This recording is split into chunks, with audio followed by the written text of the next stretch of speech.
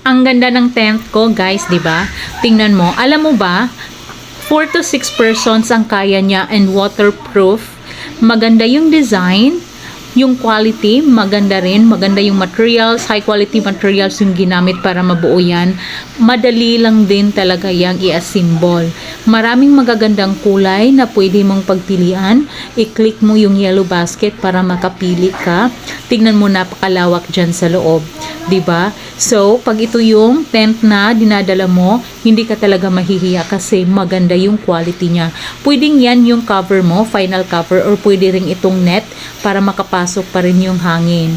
O, 'di ba, napakaganda niya? So, tingnan mo dyan sa top. So, yan yung sa top niya, pinaka-top. So, ganito yung every corner. So, kung gusto mo, i-click mo yung yellow basket para maka-order ka. Ang bilis lang din ng kanilang shipment at ang bilis lang din talaga niyang i-assemble. Napakadali lang talaga.